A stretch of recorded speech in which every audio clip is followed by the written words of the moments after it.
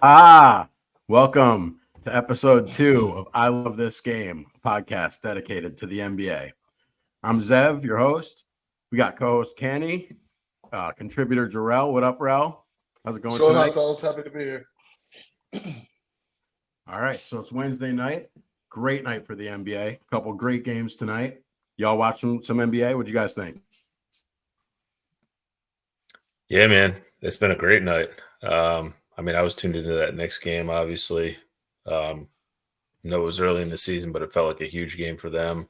Definitely not a must win, but definitely a little uneasy during the course of that game. And Big Cat kind of made me eat my words a little bit, and I'm happy to say that. Yeah, it was Honestly, a good night. I checked in. I'm excited about the Grizzlies. Had some good feelings about them. The Grizzlies and the Nets put on a good show. As we'll talk about, I'm sure, a little bit. We're going to be in attendance for a Grizzlies Nets game in these coming days. So I was excited to get a little preview of what we're going to see. hell yeah, Grizzlies Nets is going to be a great time. I was also watching the Knicks game, and Cat played great. Unfortunately, I think through a few games here at the Knicks, I'm not loving Cat overall. I feel like the way that we reacted to the trade is kind of how it's playing out a little bit. I think that he's going to be great some nights, mediocre other nights. And if that's indicative of how it's going to go, that's going to be tough in the playoffs. I don't think the Knicks are going to be cool with him only getting 20, like 2 out of 5 games in a playoff series, 2 out of 6 games. I don't know if that's going to work for winning multiple rounds of the playoffs. You might win the first round and that's it, kind of. So, not really. Yeah, they're going to need some more offensive consistency from him and some more aggression for sure. Because, I know they didn't have Randall for a good piece of last year, but not having him, not having Devo, we saw what happened when, the troops got a little depleted and they had to rely too heavily on Brunson offensively. So, yeah, agreed. All right. Yeah, they looked like they picked up some other guys to hopefully pick up the slack. But, I think they're going to miss Hardenstein and his rebounding a lot of DiVincenzo's toughness. But Mikal Bridges adds a scoring option to them that hopefully, on the nights that Cat's off, he's shown that he can really carry a lot of the load. So we'll see how that chemistry works out.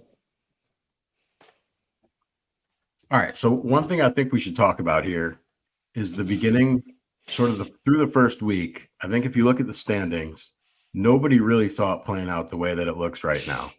Right. I don't think anybody had the Magic off to this kind of a start. Nobody saw Cavs having the best record in the league through 1 week. Right. I don't think anybody had the Suns or the Warriors being this good this early. Nobody thought that the Clippers would start out 2-1. So I think the question remains is the first week indicative of how this year is going to go? I think, is this kind of how it's going to play out? Or does everybody need to not overreact to the first week of the NBA? What do you guys think? Yeah, usually the answer is typically, don't overreact. I think there's probably some of these teams that, I'm not surprised by the way they started, good or bad.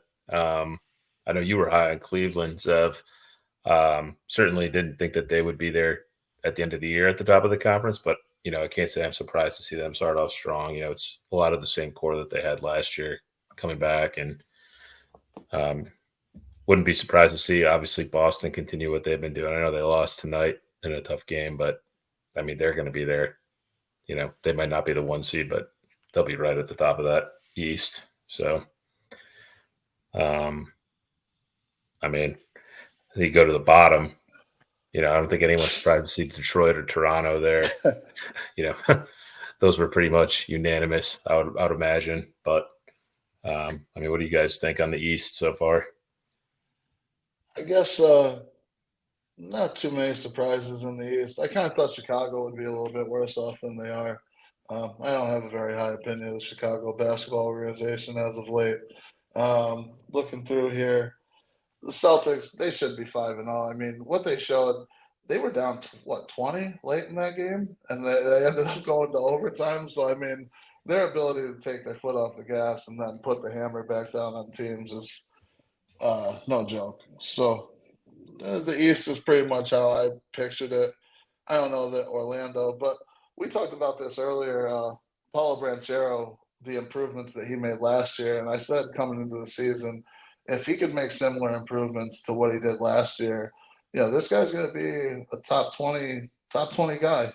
And through 3 games, Branchero's sitting 28.5 points, 9.3 rebounds, 6 assists a game. He's doing his thing, man. So if he can keep this up, they got a good young squad there. Been a long time since there's been really any life in that organization. I mean, Shaq, I think, was about the last time that they had really much to talk about. So it's nice to see Orlando. I hope that they keep on the up and up. Yeah, for sure. I mean, I think so far Paolo's easily a top 10 player, at least through 1 week. Absolutely. And so I actually kind of disagree with you both a little bit. I didn't see the East playing out like this. I didn't think Cleveland was going to be that good, for sure. 5-0, I would have never predicted. I didn't think Donovan Mitchell would be like another top 10 player so far. I didn't think Darius Garland was going to be this good. I thought he's super high potential, but also kind of very streaky. Kind of gets a lot of times he's one of those guys that he's on the floor and you kind of don't notice. Oh, he's been in the game the last 8 minutes and he hasn't really done anything. I feel like he has a lot of quiet games like that, but not this year. So far, it's him and Donovan Mitchell just like both being hot a lot. They've both been killing it. So, I mean, I also didn't honestly. I didn't see Milwaukee starting out 1-3, which also not a good look for Milwaukee to start out 1-3 when Dame and Giannis are both playing great. Like that's tough. Yeah. We talked they had about a lot the of bull. excuses last year, and this year, what's your excuse this year? The band's all there. It's the Doc Rivers effect, playing. man. Yeah. This is what Doc Rivers gets you in the year 2024, or really the 10 years prior, for that matter. Did you guys see Doc Rivers as Peyton Pritchard hit that buzzer beater? No. Okay, so Peyton Pritchard hits one of these like sideline, down the line buzzer beaters that he's known to hit, and clearly like they had a game plan to not let him do it because right as he hits it, there's just Doc Rivers on his hands, like his hands on his knees, head down, just like in absolute disbelief. Can't believe they let that happen. You could tell they must have worked a lot like on that in practice. Don't let Peyton Pritchard shoot a game like a buzzer beater if he's in the game. And it was just, I mean, I wasn't watching the game. He hits but a I lot did of those see, shots, man. Like at a crazy high clip. It's unbelievable. He hits the super long ones too. Like he is the best at heaving the ball. So real quick on Doc while we're on the topic, because I don't want to spend a lot more time talking about Doc Rivers in general, but I don't know if you guys saw that. I think it might be The Athletic or one of those groups that does like that, anonymous NBA players poll each year. And I know last year it was like, hey, which coach other than the coach that you currently play for would you least like to play for? And, Thibodeau, kind of unsurprisingly in some ways, was at the top, but I was going to say him, Doc Rivers. Yeah, I mean, Tibbs is, the guys that like him and buy in, they love him, but he's, obviously a real grinder. I can see why some guys wouldn't want to play for him, but I think it was funny, just seeing Rivers right below him there, second most votes by far. And, I can see why, man. I think a lot of these players probably just roll their eyes at him at this point. That was kind of a head scratching firing and hiring last year to me. Didn't really understand why they pulled the trigger at that point. I didn't think things were really that bad up in Milwaukee. I mean, when you see a guy with Doc Rivers that's demonstrated the level of ineptitude that he has in these past decade, it's kind of crazy. Some of these guys that aren't head coaches right now. Where's Mark Jackson? Where's Stan Van Gundy? Where's, I'm like, what are these teams? What are you looking for when you're interviewing a head coach and you're looking for the future of your franchise and you say, hey, let me go get Doc Rivers to solve my problems? And it's like, you got to wonder what's up with some of this management, man. It's I don't get it. Okay, boys, we're headed down the conspiracy theory tree here for a minute. So here we go. Mark Jackson. I don't know if you guys have heard about this, but the reason that he's not an NBA coach is because apparently he brought a lot of religion into the locker room. And apparently there were some guys in the Warriors back in the day that weren't super comfortable with it. And I mean, if you kind of watch a lot of the NBA and you follow the NBA, the NBA is how should we say this? I would not say that they are politically unbiased, for sure, right? Super left wing organization. If you watch the NBA, you see a lot of Democrat oriented advertisements on right now, especially as the election's like 1 week away, right? So we know the NBA is oriented with that, and we know that like you got to imagine that if players are going to the league saying, "Hey, this coach is bringing a lot of God into the locker room, and we don't really like hearing about it. It doesn't really make us feel particularly comfortable." I feel like the league would be coming down on the coach at that point. And I really think like it's a kind of almost league-wide conspiracy. Like, hey, we don't want coaches that bring that into our locker rooms, and we're going to set the example with Mark Jackson. And I think they told him, hey, you can coach in our league, just don't do that. And he said, hell with that. I'm a religious man. I do what I do. Like, you can't take God out of my life. Right. And like, so I think that's the thing with Mark Jackson. I think nobody likes Stan Van Gundy. Players hate him. They don't want to play for him. So who's going to hire a coach that none of the players want to play for? Like, you're going to talk about that to your best players before you hire a coach. Like with Tibbs, we know that he's at least a player's coach. Like we know that. Like, I hadn't heard that about Stan Van Gundy, because like in the limited time I've seen him on on calling games, I kind of like what he brings to the table there. It doesn't really seem like somebody that's going to ruffle a lot of feathers with his personality, but obviously that can change when you're in the locker room. But I can't remember anything specific, so I don't want to go any deeper onto that. But that was my general impression that I'd had. But I mean, maybe you're right. Could totally be wrong. If not, it's a fair point. Why the hell is that guy not coaching the NBA? He's done some pretty good things with some bad teams before, or at least I thought so at times. Dude, no question. Wasn't he kind of behind this whole Orlando restructuring?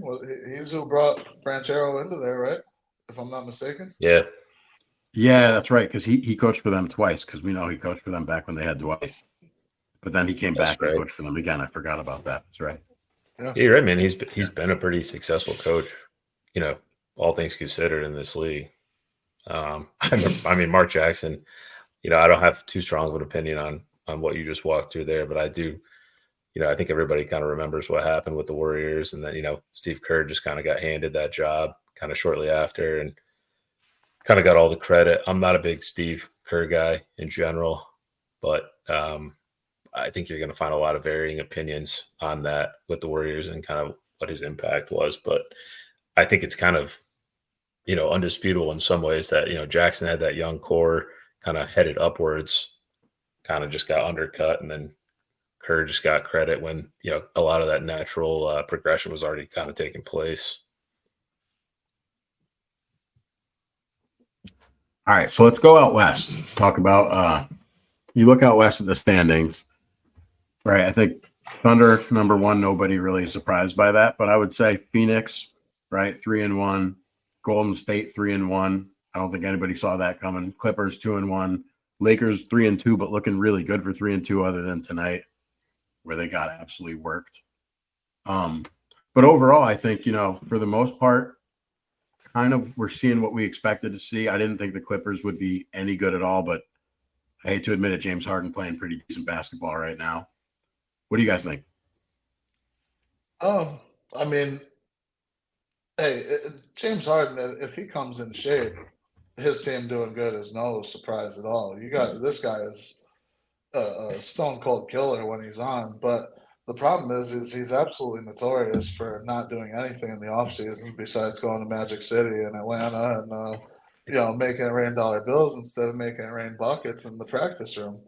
And so when he came in shape and they look good, I'm not too surprised there. Golden State, I think this Buddy Hield trade, he might make Steve Kerr look good. Buddy Hield has been playing real well, especially in the absence of Steph Curry, shooting the three ball real well, playing big minutes for them. New Orleans, I kind of thought they'd be a little bit better. I had high hopes for Zion. I was hoping he'd kind of stay on that upward trajectory he was on when he came back last year. And that's not to say he's doing bad, but at the end of the year last year, he started to look like that guy we saw coming out of Duke that nobody wanted to see in the NBA. And I was hoping to see more of that. And there's plenty of time to see that, so hopefully we do. Yeah, I mean, for me, Phoenix maybe a little surprising how good they looked. I kind of had them as kind of like, oh, it's another go around with this core of players, and from what I've seen, I've only seen him a couple times. Ryan Dunn, that rookie, looks fantastic for them. I think he's already kind of fitting into the rotation and playing a big role. And KD looks a little rejuvenated coming off the Olympics. Same with Booker. I mean, if they can stay healthy, yeah, looks like a team that I could be wrong on. They got a little bit of life compared to what they looked like last year. Well, and if the $100 million man there, Brad Beal, I mean, Yeah. if he can show half the potential of True. what his contract says, then that's a big up for them. Yeah. That's one of the most crazy, surprising contracts to me in the NBA in the past 5 to 10 years was when he got $100 million. I felt like he should put Danny Ocean on the back of his jersey because he got away with one for sure. This is good. Congrats to his agent. But yeah, I that was one that I didn't understand. And then when Phoenix took him at that price tag, I really kind of was scratching my head. So, Well, Yeah, I mean, man. honestly, though, what else is Washington going to do in that moment? They don't have anybody else. They had tank. nobody else. You could say that, but it's like, I don't even blame Washington as much as Phoenix to me was the head scratcher because like you already got the other two pieces. We've kind of seen in recent years, like, loading up on three guys at big contracts it's a little tougher to win than it used to be. Maybe, 7, 8 years ago, you got to have more depth. You got to have more defense. You can't just rely on kind of a 2 or 3 headed monster. So, again, Brad Beal, like you said, kind of a big fish in a small pond in Washington. And yeah, I think you're kind of seeing like you kind of need him to do a little bit more than he's doing if that team's going to reach their potential for sure. Yeah, we'll I think see. the I only mean, team that he puts up big numbers on is a team that has double digits next to their name in the standings. Honestly, that's really, I think that on a bad team he can be good, and on a good team he's average to below average. He's I don't know. I don't have a very high opinion of Bradley Beal. So I don't it's think, just dude. I you really know. don't think I don't think they need him to be much more than average. I mean, listen, they have Booker, they have Durant.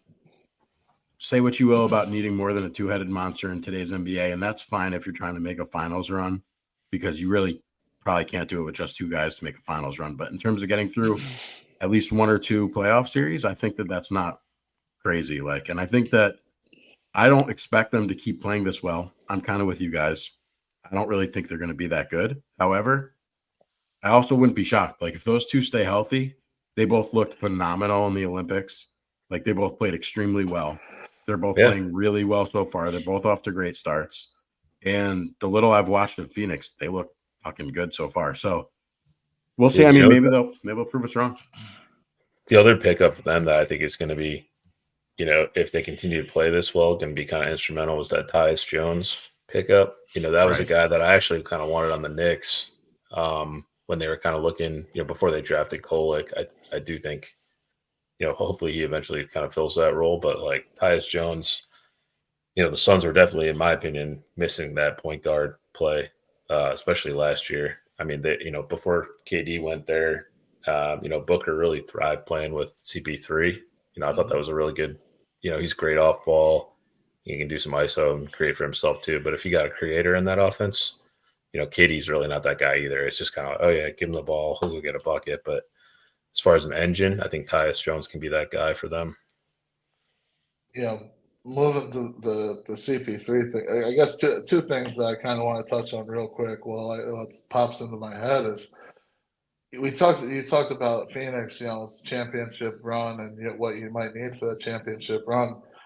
Doesn't that organization owe it to Devin Booker for his staying rock solid for that franchise at the point that he's in his career to push the chips to the center of the table, because this guy could have gone someplace else. And I think 31 other teams in the NBA would have loved to have Devin Booker, would absolutely love to have Devin Booker. And, it's like, Wait, hold on, Ro. not, Wait. What are they not doing so far to push their chips to the center of the table? I feel like they've already, literally, they don't have any assets left. They've depleted their assets, at least trying. Like, I'm not saying they have by any means the best roster, but they've clearly done everything they think they can do. Like, we've already Well, acknowledged they that thought the they Beal were doing pickup, that with Beal. right? The Beal pickup's the problem with all that. I get it, but yeah. having I guess acknowledged the Beal they pickup, pushed they're their doing chips, everything they man. can. Yeah, they did They push their got chips. called That's the on point. their bluff and got beat because the Yeah, Brad Beal that's wasn't right. the move for them. Yep. But the other thing, and his name came up is CP3. Hey, CP3 looks a little bit young playing with Wemby, and he's showing flashes of the old guy. Not the old guy, the young guy, and I would love to see if they could make a big move before the end of free agency, and see if they can get somebody and actually put themselves in a position to. I don't know if there's a realistic way that they could win a championship, but um, they got a good young squad, and CP3 is the leader and the floor general, and Wemby, this monster on defense, and this guy that you see him lobbing it up to him. It's like, oh, I remember when I had that guy Blake and I was doing this. This is fun again, and you know, a guy like that that's got the championship pedigree, even though he's never won a championship, when he's playing and he's having fun, that's a very dangerous. That's a dangerous guy to play against, and that's anybody. Steph Curry when he's having fun, when any of these guys that are killers are doing their thing and they're enjoying it, that's something to look out for. Yeah, man, CP3, like you're right. I've never been a huge CP3 guy, but it's kind of undeniable that, I mean, if you go back to that, remember when he had that brief stint with the Thunder? I mean, that team had no business doing anything, and he dragged them to the playoffs. I think they had a hard fought 7-game series with Houston when Houston was good. So I mean, we've seen him, granted at a younger age, kind of raise the floor of kind of what should be like a bad team. So I agree with you, man. That'd be interesting to watch, him play with Wemby, kind of two guys at like the opposite ends of their careers, And I mean, you Not to got mention, as good of a coach as you could ever ask for in that situation too. Yeah, you got Greg Popovich. So and I there was a statistic when they got Wemby. Greg Popovich has had 2 number 1 picks in his career as a coach. Their names are David Robinson and Tim Duncan.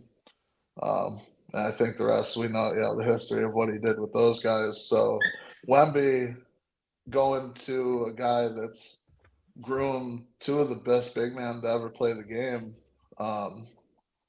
I think the sky is really the limit for that kid. He couldn't have fell in a better situation.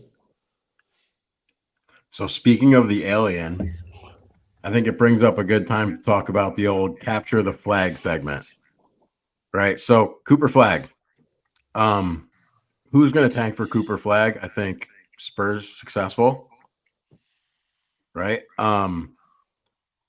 Trailblazers successful, Jazz successful. Right. I don't think anyone really saw the Bucks being a part of that. I don't think anyone saw the Sixers being a part of that. So they're not tanking. Who do we think is actually tanking so far? Right. I think the Nets successful tank team, Raptors, Pistons successful tank team, Jazz, Blazers successful tank team, also Spurs, right? But what about, I mean, who else would you guys consider? Everybody else still Detroit, trying? Detroit for sure. The Detroit, Pistons. Detroit, Detroit. Yeah, Um, I think at this point, man, there's probably only a few teams that are. I mean, I don't think many teams are actually trying to tank here. Besides teams that maybe preset their roster with the expectations that like they're not going to have to do anything besides just trot out the team and tank. What about Atlanta? What about Atlanta, who's losing 2 and 3, but I feel like Trae Young is playing very well.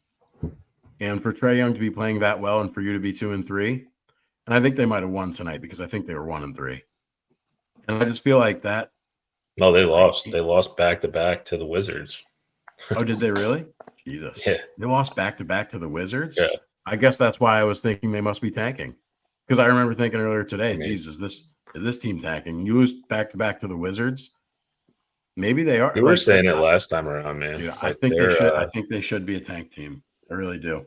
Well, here's my question. I don't actually know the answer to this, and I think this very much influences my opinion on this. What is Trae Young in a contract year? No, Okay, so I guarantee not. he's too competitive, and he's gonna want out if they're shit, and he's gonna keep playing at a high level so other teams want him. Because if he starts playing bad, you're not getting out of there. So I think just because he is so good, it hurts their chances at really tanking because they're going to win some games off his back, even if everybody else. The coach says, "Hey guys, jog it out tonight. You know what the plan is for next season." Trae Young is still capable of putting up 45. Well, I don't think any and coach stealing actually one says from that you. though, bro. I don't think Yeah, any but coach says that. I don't know I mean, what like, they say. I don't know either. I would assume it's more like, when they put certain players in and how they do their rotations and things like that would be how they would do it. But I mean, listen, I guess the real question is this. Does everybody agree that Trae Young is actually good? Because I'm not so sure. I mean, I've watched him play a lot and I think he can be good at times. I think he's always a Dude. defensive liability. I think that he's doesn't show up every single time. Like, I don't. We talked about it last time, man. Like I was actually a pretty big Trae Young guy going back to like high school and college. I just thought he was going to be like an elite shooter. Kind of that has played out how I expected. He's still kind of been better than I thought, and it's kind of shifted to the point that where like now I feel like he's overrated because it doesn't really impact winning. He's playing that heliocentric type of basketball, which, like you said, man, you don't play any defense.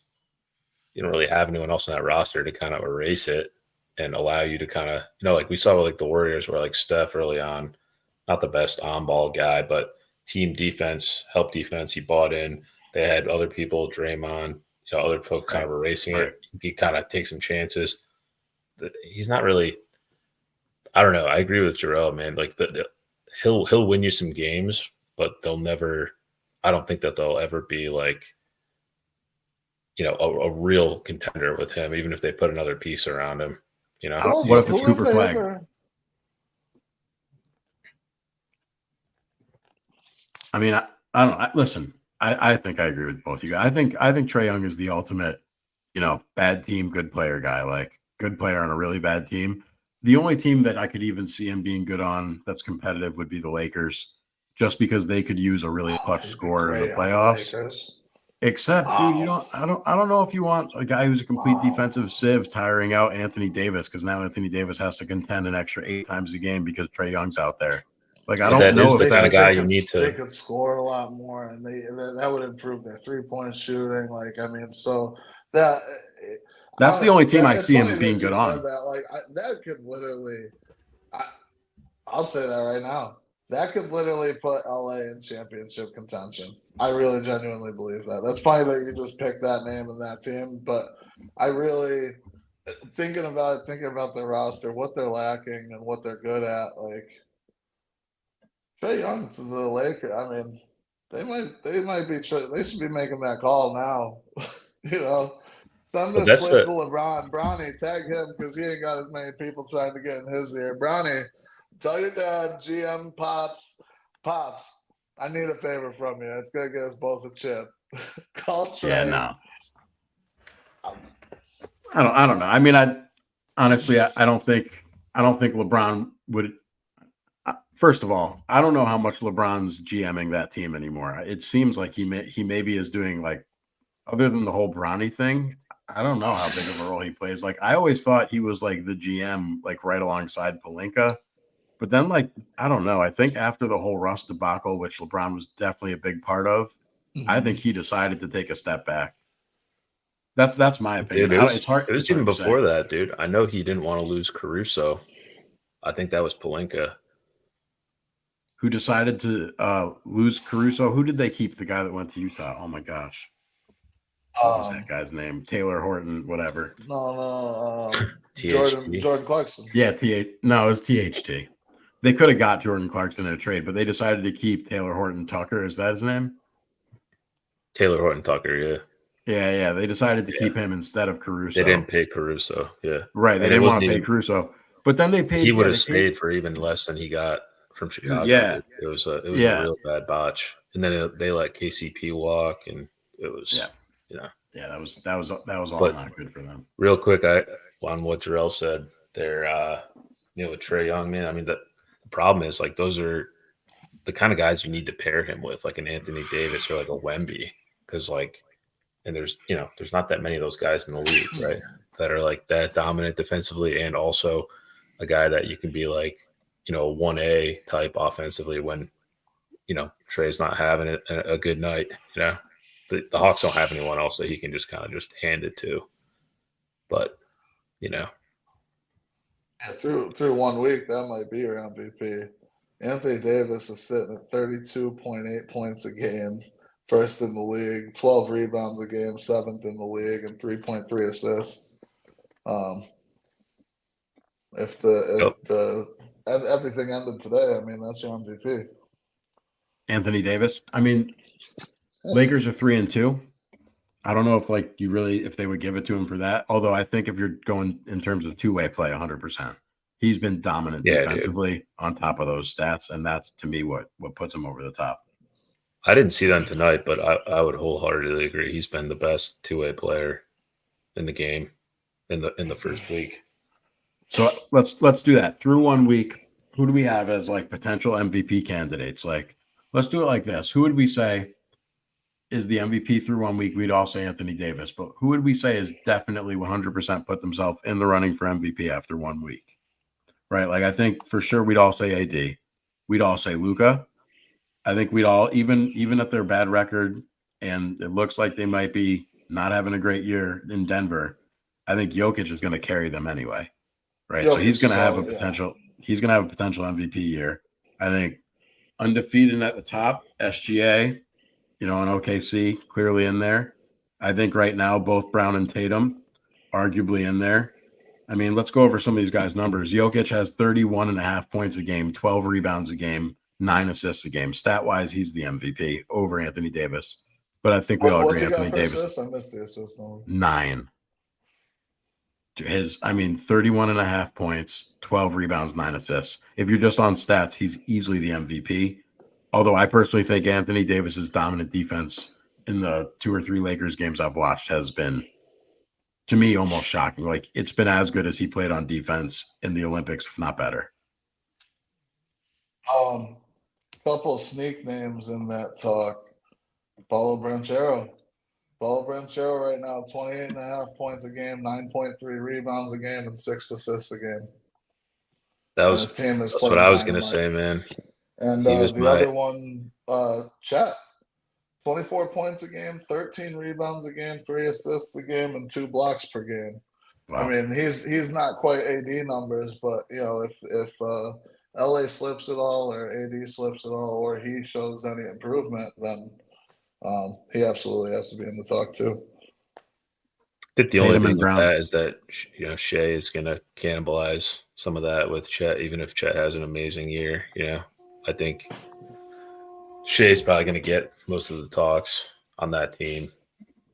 I don't realistically see. I mean, shit. If Chet takes another incredible leap, I guess it's possible. But I think he's gonna be the guy out there that gets the votes. Well, doesn't it depend how good they are? I mean, like, let's just say OKC is way at the top of the league in terms of their record, right? If it's OKC and Boston, and they're by far the 2 best teams record-wise, isn't it valid if their stats are there to put Shet and SGA there? Because so far, I would have both Jaylen Brown and Jason Tatum there. I mean, Jaylen Brown right now, 26, 8 and 3, but I think he's a better defender than Tatum, and he's just all around such a good everything he does / hustle player. Also, Tatum so far, 28.5 points a game, 7 rebounds, 5.5 assists. On a team that good, that would normally be an MVP year. Some of those rebounds are going to disappear when Porzingis comes back, though. I don't think that number stays as high, but then again, maybe he'll score a little bit more, and if that number goes up, then he's obviously MVP. He wasn't really getting a lot of talks last year. It was kind of funny, like that team was so far and away like the best team in the East and really the league all year. And, if you track the MVP race, he was never really Tatum. I mean, he was never really inside like the top 4 at any point, So I wonder if the title kind of changed that narrative here and he'll get a little bit more credit kind of retroactively as we've kind of seen with some voter fatigue and some makeup votes. I feel like that kind of historically happens, whether people want to acknowledge it or not. Yep. So the other 2 guys that I have on this list for me would be KD and Donovan Mitchell. Donovan Mitchell's stats really aren't quite there. 24 points a game, 3 rebounds, 5 assists, but he's just playing really good if you watch the Cavs at all. And the fact that they're undefeated at the top of the league right now, like theoretically, if that were to play out the rest of the season and they were to be the best team in the league, Donovan Mitchell would have a decent chance at that MVP. I mean, I think they would probably give it someone like Luka before Donovan Mitchell, but you never know. Just like guys who are putting themselves in contention. I feel like Luka's due just because, like we talk about the vote, like Jokic kind of got his. Right. He'd have to have like an insane year, kind of like Giannis too. Like the guys that have already got it a couple times. Luka's definitely next on that list, and agree like Shea. If OKC is really really good, I think he was pretty close last year. I mean, he could have. There was an argument that he could have been MVP last year in my eyes, but Absolutely. So how about Steph Curry so far? I mean, he got hurt. Like, I don't know if it's just another ankle injury, I think, but he's played in 3 games. He scored 17 points, 20 points, 18 points. Not great shooting percentages, but the Warriors are 3-1. So, I mean, does anyone actually blame Steph on that? About to be 4-1. They're up by 16 on the Pelicans right now. I don't blame him at There you all, go. man. I mean, at his age, bro, I think it's a good sign for him and for that team that they're doing so well despite him not really, contributing to the level that everyone's accustomed to. So, like you said, Jerrel, I mean, Buddy Hield, I think Philly kind of misused him personally. I think he's pretty electric. If you look at the numbers, guy hits a lot of threes, man, compared to a lot of really good 3-point shooters in this league even. So, you get him in that offense. The word that could be a huge pickup for them, man, as the season plays out. Absolutely. All right, so let's talk about a little bit of NBA drama early on. So how about Brandon Ingram? Did you guys hear about this? Brandon Ingram hits a game winner over Anthony Simons, right? Anthony Simons just so happens to share a baby mama with Brandon Ingram. So immediately after the game winner, Trey Murphy, street clothes, didn't play that game, on the court celebrating with the team, goes up to Brandon Ingram and says, "Yeah, twin, tell her who better." All-time great line from Trey Murphy. Unbelievable. Unbelievable. All right. Also, how about Bronny James? He got his first NBA 3 minutes, got a little flash, missed a wide open 3 that his pops passed right to him, gave him a wide open look. Looked great till it bricked out. After the game, Anthony Edwards goes, "Bronny, you only need to take a shower. You only played 3 minutes." Classic. Yeah, I'm glad they got that out of the way, at least, in the first game. Everyone was kind of waiting for the first Bronny minutes, especially alongside LeBron. So, for his own sake, I think it was a good idea to just get it out of the way. I mean, he's not going to play, hopefully, any real meaningful minutes this year, with that roster. They don't need him to be playing minutes. I think Going with the straight to the G Griffins League. in the house, there was 0 chance that he didn't play at least a minute. Ken Griffey Jr. and Sr. were sitting courtside. One of the only father-sons, maybe the only father. I'm not sure if they're the only father-son to ever play a professional sport together. I'd have to look that up. I know there's not many. I think they of might have those, been. but they were sitting courtside for the game. So, I mean, I would You have can't let the Griffeys bet the down, man. house. I'd have bet the house that Bronny James got to play with his dad for at least a drive. Yep. I knew there was 0 chance that either of those shots he took were going in either. Unfortunately, I wanted him to go in, but I was like, bro, he's not making these shots. I don't know, man. When that 3-pointer was in the air, I really think, number one, everyone in the world that was watching was rooting for it to go in. just out of like the historic moment and for what that would have meant. And everybody's thinking the same thing, like, oh my God, LeBron passes to his son, 3 minutes after checking into the game with him for the first time ever. How crazy would it be if this actually went in? Like, what a moment, what a poster, what a everything. And Brick goes out, Bronny to the bench. See ya, not going in again. G League, go get better. I don't know, man. Bron's got some haters. I think a lot of people were hoping that his son never played at all. That guy's got more haters than anyone in the league. In that moment, the way the momentum of the game was going, watching it, I don't know if you guys were watching it, but watching it in that moment, I don't believe that anyone was actually watching it and didn't want Bronny to hit. I think everyone was rooting for Bronny just for that 1 second. All right. I think everyone was just for that 1 second. They're like, you know what? Let this kid get one. He didn't do anything to deserve being, LeBron James' son. This would be cool for everyone to see. When the Grinch's heart beat one time, everybody, that was everybody like, all right, let him make. That's right, dude. Everybody's got a heart in the end. That's right. That's right. There you go. All right. So speaking of the Lakers, we've talked about how great LeBron or AD has been, but I want to talk about LeBron and the insane fourth quarter run that he had versus the Kings there. So I'm just going to give a quick play-by-play rundown. He came in, he was already in to start the fourth quarter. And this is what he did with starting 11 and a half minutes left. LeBron James defensive rebound. Other end of the court, LeBron makes a three. Kings miss. LeBron James defensive rebound. Other end of the court, LeBron hits a 16-foot pull-up. Kings miss. LeBron James defensive rebound. LeBron James hits an and one layup, converts three-point play. Kings miss. LeBron James defensive rebound. Another LeBron three. Kings turnover. LeBron James assists to Jackson Hayes. Kings miss.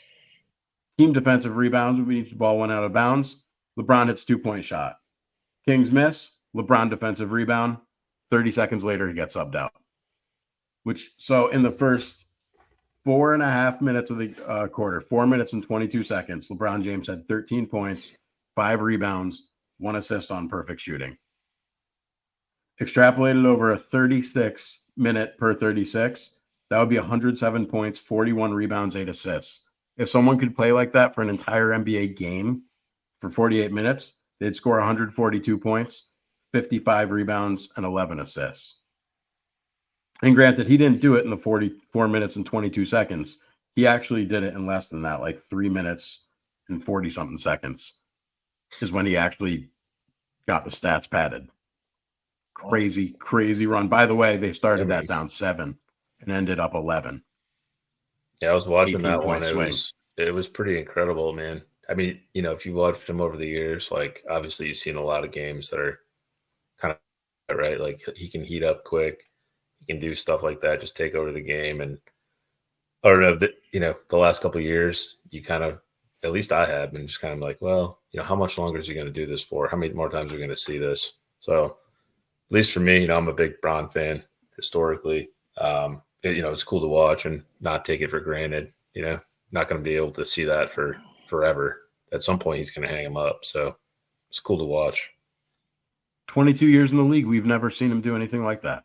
Not for 4.5 minutes. I don't know if like T-Mac-esque. I can't remember the last time I saw someone other than T-Mac put up that kind of numbers in that short of a time period. Like maybe Donovan Mitchell a couple times, Jamal Murray, like in a couple, I don't know. I don't think I've seen anyone do it back to back to back to back to back like that. It was unbelievable. Yeah, I went to a Brooklyn Nets Denver Nuggets game too, the year that the Nuggets won the championship, and I watched Jamal Murray score 23 points in the first quarter, and that guy he's electric, man. When he's on, he can heat up, man. It's crazy. It's like he could throw the ball behind his back and it would go in. It was fun to watch. There it is.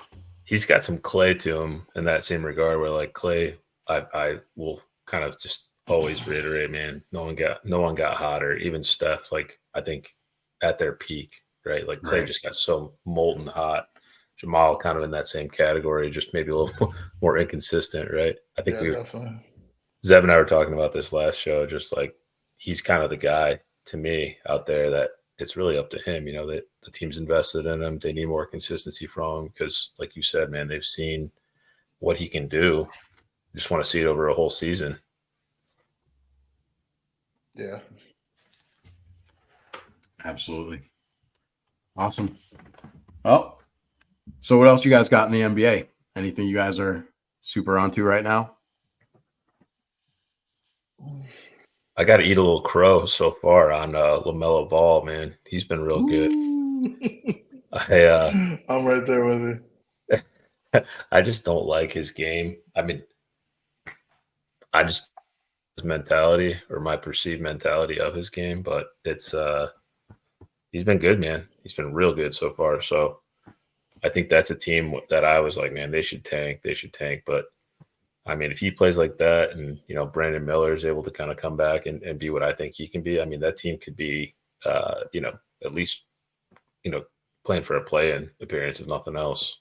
So we'll see. I'll be keeping a close eye on them. I'm down here in Carolina. Might even get out there to a game. Yeah. Nice. $6 tickets probably. Yeah, Rel and I are going to that Nets Memphis game. When is that, Rel? Next Monday? Monday, yeah. Oh, yeah. A little New York City action. No, it's gonna be a great time. We got great seats.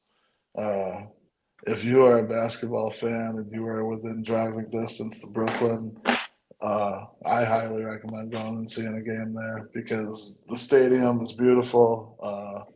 The production is great. The team, not so much, even though they always play their ass off. Even when they get beat, it's usually a good game. And, you know, you can go there and see the stars play. Last year, we went and watched Giannis and Dame. I went, like I said, I mentioned I went when the year that Denver won the championship. Saw Jokic put up a triple-double. Jamal Murray light him up in the first quarter. It's a good time down there. And Dude, they've been kind of – we didn't really touch on them. They've been kind of sneaky good. I thought that they were going to be a team that was a bottom feeder. You know, Cam Thomas just chuck a lot and maybe win 25 games, you know. But, I mean, they won at Memphis tonight. They just beat the Bucks the other night. I watched that one. I mean, they look pretty good compared to at least where I expected them to be.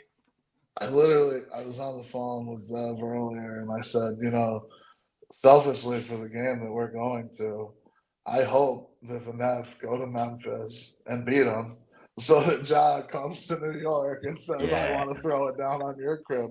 Because the whole purpose of going to this game was to see Ja Morant. I want to see Ja Morant fly. I love watching when he's at his best. He is must-see TV, and I want to see it in person. And so he didn't play the greatest tonight. They got beat at home. Hopefully he's got a chip on his shoulder Monday, and I can't wait to see him and Nick Claxton meet at the rim a couple times because it's gonna be fun. It's gonna be real fun. So just looking at their schedule here between now and when you guys get down there, Nets are coming back home, hosting the Bulls, who just beat the Magic. Somebody's got to regress to the mean there. And then Nets hosting the Pistons after that. So, I mean, on paper, the Nets, you know, they could win the next two. They'll probably be favored in both those games. I don't think they'll be favored against Memphis. But any predictions for those next two leading up to y'all's visit? I mean, Pistons, I think, are putrid. I think they're tanking. So, you know, I they'll probably beat the Pistons. And the Bulls, that was a hard-fought game tonight. That was what they win. It was 2 points, I believe. I think what is it, 101.99 or something. Oh, I had just had it here. Yeah, Paolo went off. 102.99. Yep. Yeah. So you said that game's tomorrow? That's Friday. So be interesting, man. You know, both those teams have kind of overachieved, I think, in most people's eyes so far. Brooklyn's. I kind of forgot Dennis Schroeder's a good basketball player. You know, they got Dennis Schroeder. Yeah. Nick Claxton is a good center. You know, Cam when he's hot. I mean, I saw Cam Thomas score 41 in person. You know what I mean? So he can He can fill He's up not the afraid to stat sheet. shoot. Definitely not. They got the other Cam, the one with the afro from Phoenix, the 3-point shooter. Yeah, Cam Johnson. Yeah, Yep. I mean, Plus Ben Simmons, baby. Confident Ben Simmons this year, who anybody who's watched the Nets at all will tell you looks anything but confident when he has the ball in his hands and a chance to score, which is kind of hilarious because he's doing some things maybe on defense that look good, but boy, it is bad when he's got the ball in his hands near the rim. I've never seen someone so scared of anything. It's crazy. That guy's the biggest mental midget in professional sports history. Yeah. Yeah. It's really, Yep. it's pretty remarkable. needs to Embarrassing. see Meta World Pieces psychiatrist to give himself a shot. You know, I mean, if that guy could turn around on our test, then maybe he's got a chance to do it with Ben Simmons. That guy's a miracle worker. He's like, the lady that helped Helen Keller talk, you know. So I think that's a perfect note to end it on. I can say pretty firmly on behalf of Jerrel and Canny that we all love this game. I hope everybody enjoyed listening. Have a great night, everybody. Game.